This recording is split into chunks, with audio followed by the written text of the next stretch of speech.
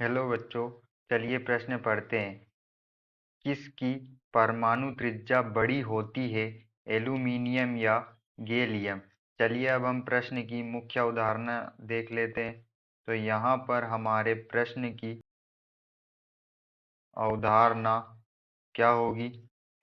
परमाणु त्रिज्या जो होती है, परमाणु त्रिज्या ये आवर्त सारणी में किसी समूह में ऊपर से नीचे जाने पर से नीचे जाने पर जो परमाणु त्रिज्या होती है वो बढ़ती है। और यहाँ पर जो हमें दो परमाणु दिए हुए हैं, ये समूह 13 के परमाणु हैं। समूह 13 के अंतर्गत समूह 13 के अंतर्गत समूह 13 में जो तत्व आते हैं वो बोरॉन, एल्यूमीनियम, गैलियम, इंडियम और थेलियम आते हैं। तो हम देख सकते हैं कि जो परमाणु की त्रिज्या होती है वो समूह में ऊपर से नीचे जाने पर बढ़ती है, लेकिन एल्यूमीनियम गैलियम के केस में हमें विचलन देखने को मिलता है। यहाँ पर जो एल्यूमीनियम होता है उसकी परमाणु त्रिज्या ज़्यादा होती है गैलियम से, क्योंकि क्योंकि यहाँ पर जो गैलियम होता है, हमारा गैलियम गैलियम में उपस्थित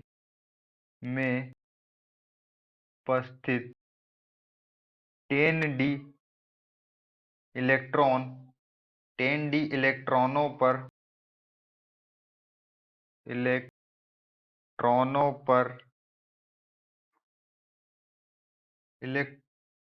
पर बढ़े हुए नाभिकीय आवेश की तुलना में बढ़े हुए नाभिकीय आवेश की तुलना में बाह्य इलेक्ट्रॉनों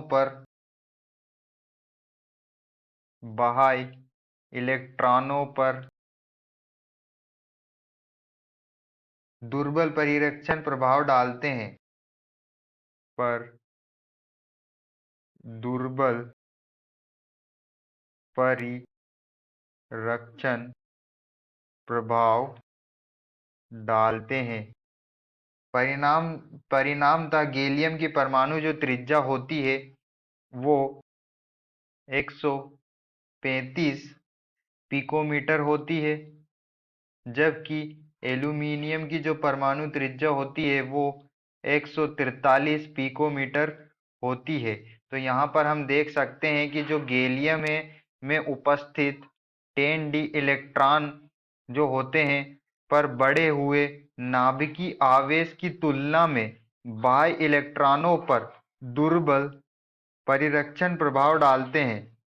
दुर्बल परिरक्षण प्रभाव के कारण ही यहाँ पर जो गैलियम होता है उसकी परमाणु त्रिज्या जो होती है वो एल्यूमीनियम से कम होती है। गैलियम की परमाणु त्रिज्या 135 पिकोमीटर होती है, जबकि एल्यूमीनियम की परमाणु त्रिज्या 143 पिकोमीटर होती है।